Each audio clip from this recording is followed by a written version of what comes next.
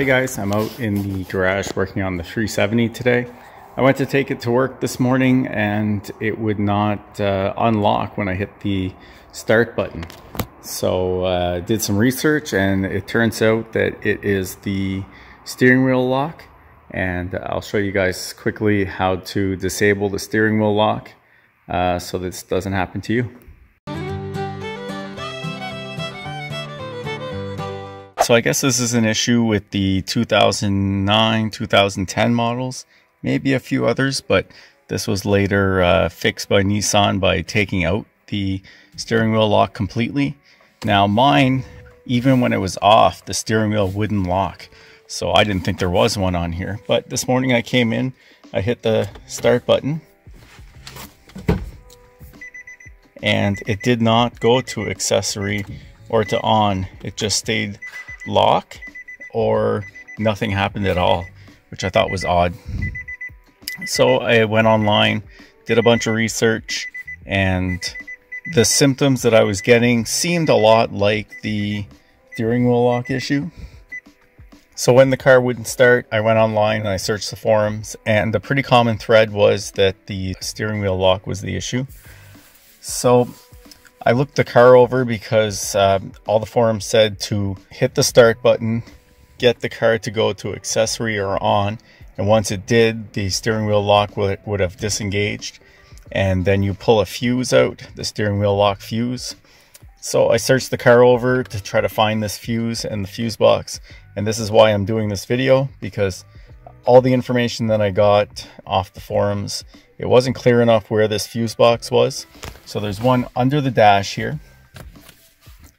I have the cover for it here. It's just in the footwell there, and there's no steering wheel lock here. So I got under the hood and I started looking for fuse boxes here. Now there's nothing under the brake fluid cover. There's this little guy right here, but all there is a bunch of relays. Nothing about steering wheel lock. So then you get under here and you remove this battery cover, and there's a bunch of fuses here. So I thought this is the main fuse box. So I popped this thing open, look inside of here, read all the options, nothing about a steering wheel lock. So I thought, well, where is this fuse? And I'm told it's next to the battery. So this is where it was getting frustrating, because I didn't have this fuse. So I thought maybe my car, because I'm in Canada, maybe there's a different model that was shipped here. Maybe it doesn't have it. Maybe it was already recalled and fixed by the previous owner. I had no idea. And I still wasn't convinced that was the issue. Despite that, nothing I tried was working. I don't know, I must have gone on 30 different forums. I must have read about 60 websites. It's really ridiculous, the amount of time that I spent trying to figure this out this morning. So despite that, I still went with what they were saying, that the fuse was on the side of the battery. So I just kept digging. So I removed this panel. So you take all the little plastic tabs out. This one just slides out and out of the way. I've already had this apart. I fixed my issue, and I put everything back just quickly to do the video so that you can see firsthand how to do the repair. Next, what you're going to do is take all the plastic clips out. You just pull this half cover out of the windshield and sort of horizontally at the same time. And then that comes out, and it can just spin it out of the way.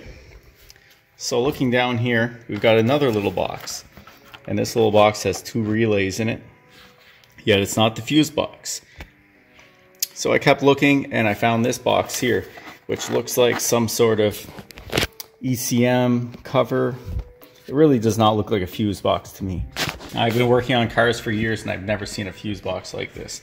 But when I was shining my light down here, I saw this diagram of fuse descriptions on the side here. So I thought, damn, this is a fuse box. So next thing was, how do I get this thing out? And this is what was a little bit tricky. So to get this thing out, you look here on the side, there's two little tabs that clip it on. And I'm just gonna get the tripod for this. Okay, so I've got a tripod set up so I can use both hands. So you press down these tabs and you pull up, and that pulls this little box off of the bracket on the car. Now, here's where I was wondering, how do you get out the fuses? I can see there's a bit of a clip on the top. I don't see anything else holding it on. So I was kind of stumped here, pulling on it. I didn't want to pull too much to pull the wires out, but sure enough, it said that this thing has to come up. So when I look down to the bottom here, I can see there's a harness connected to this. There seems like to be an excess of cable underneath.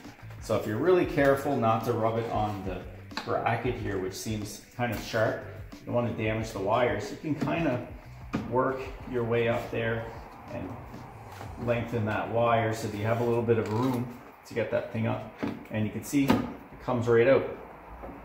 And now there's 2 more clips at the bottom here just to lift up the front, and then we can slide this back and we can actually access the fuses and what looks like where the ECM is, or PCM, whatever, ICMB, or I don't even know what Nissan calls it. And if we look at the list here, the 4th fuse up on the left, steering lock. Now what the instructions say is to go into the car, turn the car on while hitting up on this little module, the steering lock module, with a hammer. And then once the car does turn on, or to accessory, that it means that that lock is disengaged. And you come out here and you pull out that 4th fuse, which is the steering lock fuse. Now you don't want to pull this out before you actually disengage the lock, otherwise it'll stay in the lock position, which is still strange because, like I said, my car wasn't locked anyway. So it just disables the car so that it won't run. Okay, so I'm under the dash and I just have my camera flipped around using the front camera so the quality won't be so good. And I just have a trouble light down here with me. So just underneath the dash here, you can see where the OBD2 port is. Just behind that, under the steering wheel. So you can see this little box here, and it has words on it. And it says to throw away in case of free fall. So I thought this was kind of odd. So I Googled that. And the one thing that came up was steering wheel lock. So it turns out that that is the steering wheel lock box. And it has like an aluminum case. So it must seize up similar to an old starter or something. So that's the box that you're gonna hit. And it's just behind the OBD2 port. And it's not too high up, so you can reach it with a hammer. So I just gave it a couple of light taps and nothing happened. Then I tapped it a little bit harder and harder. And eventually the car turned on. And like I said, once the car does turn on, at that point, you don't need to start the car or anything. Get out, go back to that fuse box, pull out that fuse, put everything back together, turn the car off, and it should start after that. And apparently you'll have no issues. So fingers crossed that I won't have any issues after this. I have to say I am very, very happy that this happened on a weekend at home in my garage and not on vacation or out of town somewhere in the middle of nowhere. So I think I lucked out on this one. So I'm just going to get everything put back together now, and that'll be it for this video.